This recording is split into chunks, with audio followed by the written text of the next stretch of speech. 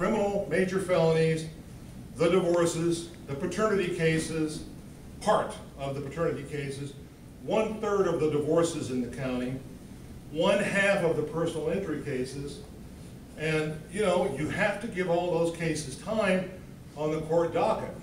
So in a divorce case, you have to wait 60 days after you file it. Generally, if you don't settle it through all the techniques or tools we give you, and you're still contested after about 120 days, you know, you'll get a final hearing and then the judge decides things like custody, support, visitation. So we have to give those cases, that's family law.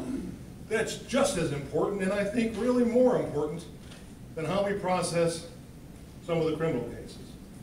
Now, I don't say that lightly, but I do think it's part of a judge's job to protect the community, and I do set high bonds on people who use guns or weapons, and I do set high bonds on people who break into homes.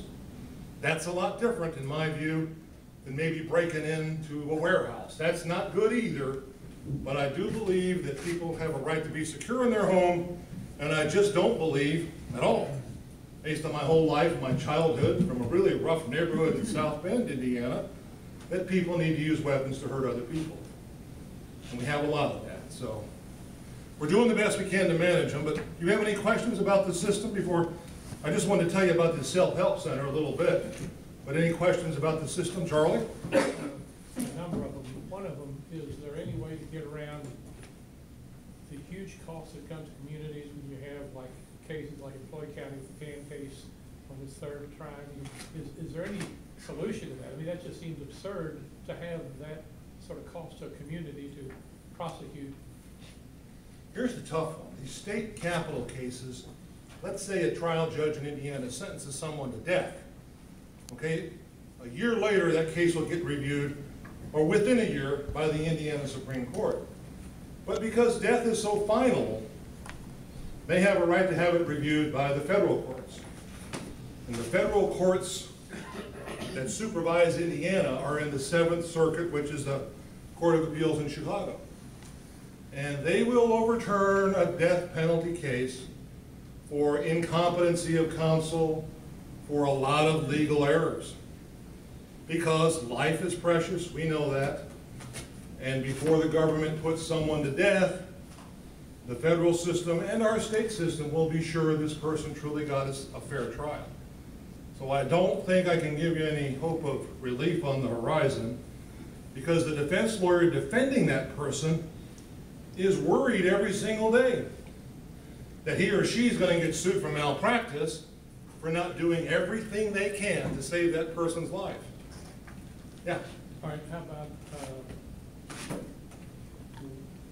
is there an inability for us to do, like in Arizona, where a pile puts them in tents and makes it very uncomfortable? Why do we have to have buildings where they have air conditioning and whatever? You know, I'm not sure exactly. I've actually had that talk a few times with our sheriff. There can be detention camps or boot camps in Indiana as an extension of the county government. But again, you're talking about putting staff members out there. You're talking about monitoring them. You're talking about transporting them to and from the courts. I mean, Sheriff, what's his name? Yeah, he gets a lot of press. And he has his guys in the pink uniforms. I know all that. But the basic fundamental expenses are still there. There was a time, Bob was reminding me, that from 1991 until 1998, I was the county attorney here and worked on the River Ridge project. And we got that transferred out of the military's hands through a bill in the Congress. There was a time early on we were talking about building a boot camp kind of facility on River Ridge, back in the woods, completely away from all this development, but it never picked up legs at the local government. If you remember the time period, the commissioners were on the brink of getting this done. There was local political infighting, said, oh, you're spending too much money, and so it never really picked up legs. But there was an idea to build a cinder block place out there, humane, where people could live, and even put a small mini courtroom out there. Instead of bringing the prisoners down to the courthouse, have the judge and the court reporter drive out there. It's possible, but you need local resources and you need some staff. Yes, sir? these figures don't come in there, but last week, Rodney said that he needed more money and that the jail was built for a capacity of 540, and we had like 580. 580 is what he said at the council meeting last week. Right, and 30 or 35 of those were here from Scott County. I mean, if we're overcrowded, why are we taking in other counties? Past question of the night. That's not my decision, I don't know. I don't know, because to hold one of those prisoners in Scott County, for example, you're getting $35 a day because that's the state's rate, but you're providing meals, you're providing overhead, you're providing some insurance coverage, medical care.